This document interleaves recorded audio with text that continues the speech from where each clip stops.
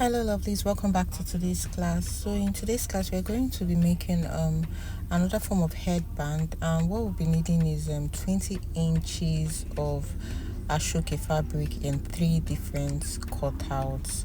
So this headband is is more like a flowery kind of like headband. So what we'll be needing is 3 different cutouts of your Asoke material in 20 inches each.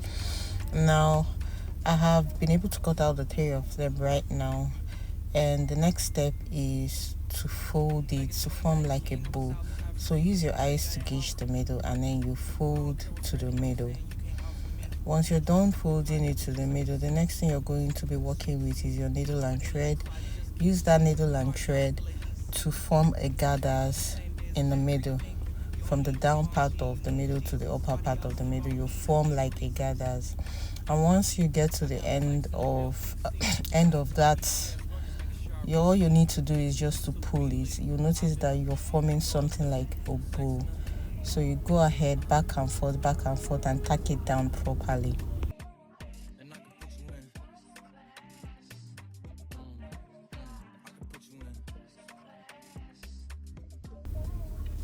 So now everything I'm doing for this particular one, I'm going to be doing it for the rest of the 3.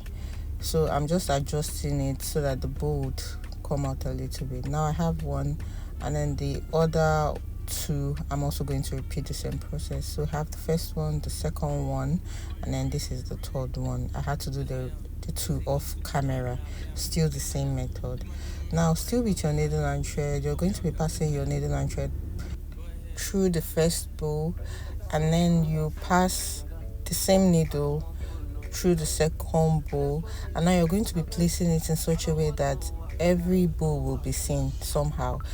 Now you'll still pass through the third bow now and place it. Your placement is in such a way that all the bows will be seen. You understand what I'm saying? Just looking at it, you understand.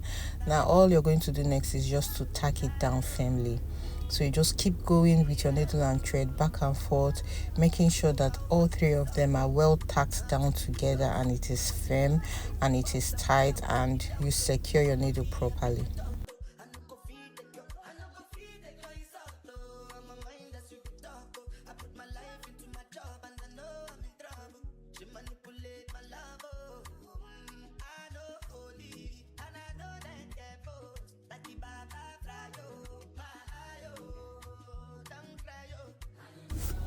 Alright, so now once you're done tacking all 3 of them together, what I'm doing right now is to puff my bow a little bit. So you just put your hand in there and make that bow puff a little bit.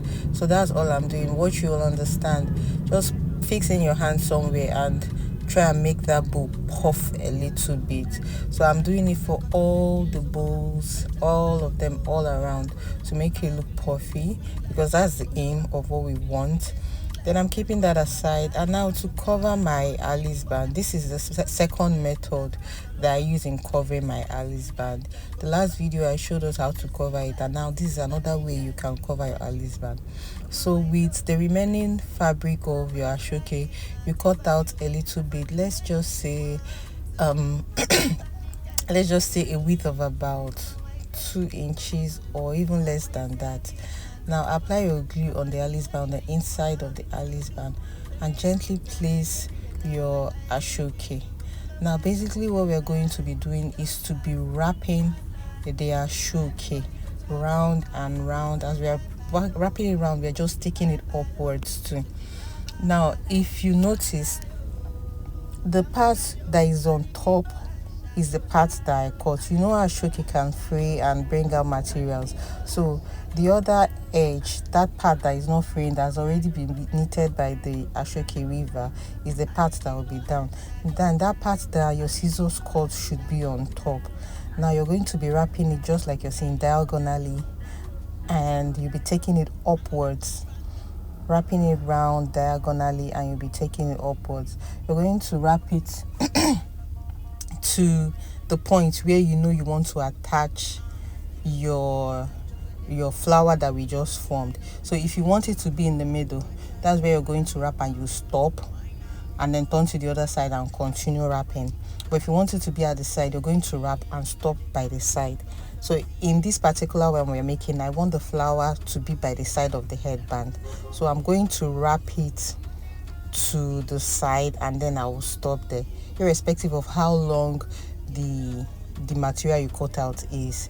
Just stop at that area where you know you're going to glue down the flower on the Alice band. So this is where I'm going to be stopping my own. Now watch very carefully. You don't want to wrap and at the end of it will not be at the back. No, you want to wrap the end where you're going to cut off will be on top.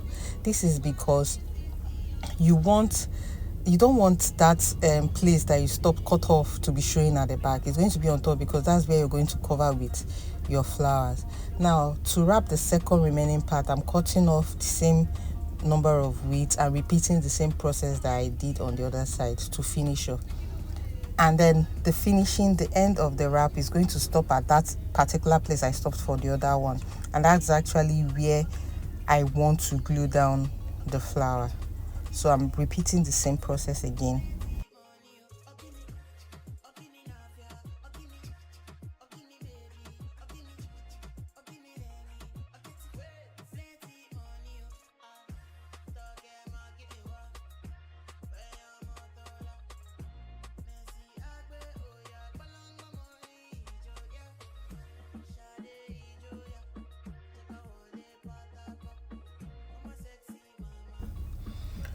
So now I'm wrapping it, and this is the point where I want to end it.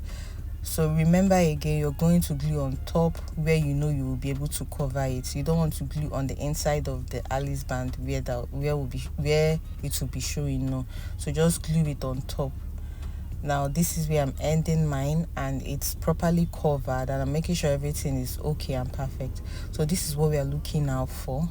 Now you see this part, that's the part where I'm going to use my ruffle or my bows that I made to cover. You see why I ended it on top, because I know this is going to cover it. Now to be able to place your ruffle on the Alice band, all you need to do is to add a generous amount of glue on the Alice band. Please do not put it on the bow, put it on the Alice band and then place the bow on top of it. Hold it down for a few seconds. Make sure that the glue is properly dried and everything is okay. Now at this point you can now go ahead, use your needle and thread and tack it down more to your Alice band. This is just to secure it properly so that you won't hear a story. Trust me, just do this method. It will not shake, it will not move anywhere. So just go ahead and tack anywhere you see you can put your needle and thread. Put your needle and thread, tack it down securely. Make sure it's thin.